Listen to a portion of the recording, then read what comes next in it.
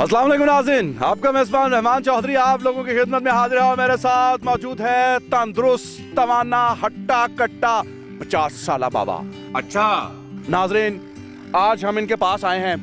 दुनिया जहान की हर चीज़ इनके पास मौजूद है। दौलत है, शोहरत है, गाड़ी है, माल है, पैसा है, लेकिन इस वक्त ये बाबा मजबूर है। इनको चाहिए एक दोशीज़ा जो बिल्कुल हो कवारी और उम्र उसकी हो 18 से 20 साल के दरमियान। अपनी सारी चीज़ें ये उसके नाम करने के लिए भी तैयार हैं।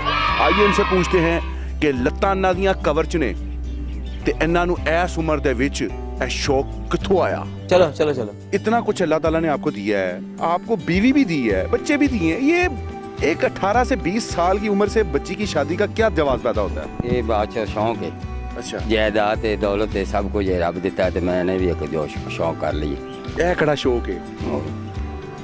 ये दुनियादारी दा क्यों कोई कुड़ी ताड़े नाल शादी करे? ताड़े जैसा की है? सब कुछ है।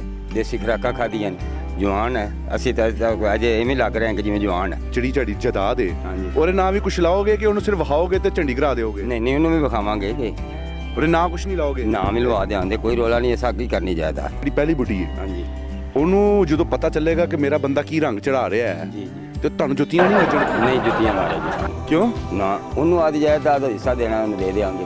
ਅੱਛਾ, ਉਹਨੂੰ ਵੀ ਪੈਸੇ ਹੀ ਚਾਹੀਦੇ ਨੇ? ਹਾਂ, ਉਹਨੂੰ ਵੀ ਜਾਇਦਾਦ। ਇਹਦਾ ਮਤਲਬ ਇਹ ਬੁੱਢੀ- ਜਾਇਦਾਦ ਹੀ ਬੜੀ ਆਪਣੇ ਕੋਲ, ਜਿੰਨੀ ਆਕੇ ਦੇ ਦਿਆਂ। ਜਦਾਦ ਹੀ ਤੇ ਕੁੜੀਆਂ ਨੂੰ ਨਹੀਂ ਚਾਹੀਦੀ ਹੁੰਦੀ ਨਾ, ਕੋਈ ਸੋਚ ਸ਼ੋਹਰ ਮੀਆਂ ਬੀਵੀ ਦਾ ਰਿਸ਼ਤਾ ਵੀ ਪੂਰਾ ਕਰਨਾ ਹੁੰਦਾ ਹੈ। ਕੋਈ ਹਿਸਾਬ ਕਿਤਾਬ ਠੀਕ ਹੈ? ਠੀਕ ਹੈ, ਸਭ ਕੁਝ ਠੀਕ ਹੈ, ਜਿਸਮਾਨੀ ਹਾਲਤ ਠੀਕ ਹੈ? ਸਭ ਕੁਝ ਠੀਕ ਹੈ, ਜਿਸਮਾਨੀ ਹਾਲਤ ਵੀ ਸਹੀ ਹੈ। ਬਾਅਦ ਚ ਪਤਾ ਲੱਗੇ ਗੋਡੇ ਖੜਕਾ ਕੇ ਗੋਡਿਆਂ ਦੇ ਵਿੱਚ ਕੁਛ ਹੈਗਾ। ਓ ਯਾਰ, ਕਿਉਂ ਗੋਡਿਆਂ ਵਿੱਚ ਕੁਛ ਨਹੀਂ ਹੈਗਾ, ਬੜਾ ਕੁਛ ਹੈ। ਅੱਛਾ, ਹਾਂ, ਤੇ ਬੁੱਢੀ ਫਰਮਾਇਸ਼ ਕਰੇਗੀ ਮੈਨੂੰ 100 ਡੰਡ ਲਾ ਕੇ ਵਹਾਓ ਤੇ ਵਹਾਓਗੇ? ਖਾਵਾਂਗੇ ਬਿਲਕੁਲ ਜੀ। ਤੇ ਬਾਅਦ ਚ ਪਤਾ ਲੱਗੇ ਚਾਚੇ ਦਾ ਵਿੱਚ ਕੁਛ ਭਾਵੇਂ ਨਿਕਲਿਆ? 100 ਦੀ ਡੂਢ ਲਵਾ ਲਵੇ ਉਹ। ਹੈ? ਹਾਂ, ਕੁੜੀ ਜਿਵੇਂ ਦਰਦ ਕਰੀ ਦੀ ਉਵੇਂ ਕਰਾਂਦੇ, ਸ਼ਾਦੀ ਉਹਦੇ ਨਾਲ ਮਨਾਵਾਂਗੇ, ਉਹਨੂੰ ਰਾਜੀ ਰੱਖਾਂਗੇ। ਉਹ ਰਾਜੀ ਹੋਵੇਗੀ, ਨਾ ਹੋਵੇ ਤੇ ਫਿਰ ਉਹ ਗੱਲ ਕਰੇ।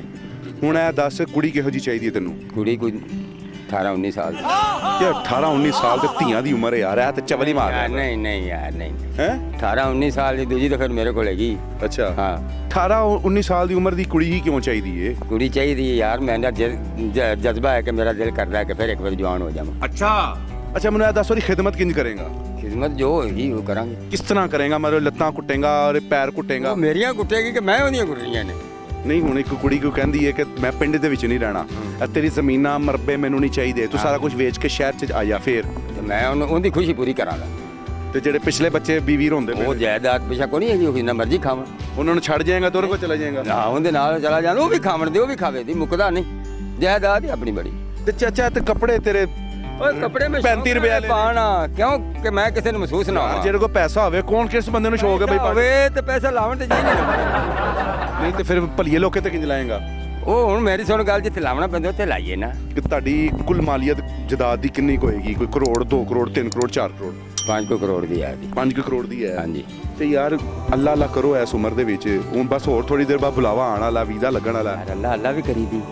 ਅੱਲਾ ਜਿਹੜਾ ਟਾਈਮ, ਅੱਲਾ ਦਾ ਟਾਈਮ ਉਹ 5 ਵਾਰ ਟਾਈਮ ਕਰੀਦਾ, ਅੱਲਾ ਨੂੰ ਟਾਈਮ ਦੇਈਦਾ ਤੇ ਉਹਦੇ ਵੀ ਟਾਈਮ ਦੇ ਆਣ। ਤੇਰੇ 18 20 ਸਾਲ ਦੀ ਉਮਰ ਨਾਲ ਬੱਚੀ ਨਾਲ ਤੇਰੀ ਸ਼ਾਦੀ ਹੋ ਜਾਂਦੀ ਹੈ ਹਾਂਜੀ। ਤੇ ਤੂੰ ਕਿਧਰੇ ਲੈ ਕੇ ਜਾ ਰਿਹਾ ਹੈ ਤੇ ਕੋਈ ਆਵਾਜ਼ ਮਾਰ ਦਿੰਦਾ ਪਿਓ ਪੁੱਤਰ ਜਾ ਰਹੇ ਨੇ, ਧੀ ਕਿੱਡੀ ਸੋਹਣੀ ਹੈ, ਕੋਈ ਇਹੋ ਜਿਹੀ ਗੱਲ ਕਰਦੇ, ਫਿਰ ਤੂੰ ਉੱਥੇ ਕੀ ਕਰੇਗਾ? ਉੱਥੇ ਮੈਂ ਕੀ ਕਰਾਂ? ਮੈਂ ਕਰ, ਮੈਂ ਸ਼ਾਦੀ ਕਰਾਈ।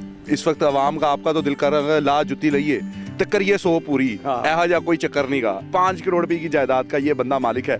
कपड़ों से आपको कहीं से नहीं लगेगा कि इसके पास इतनी जायदाद है।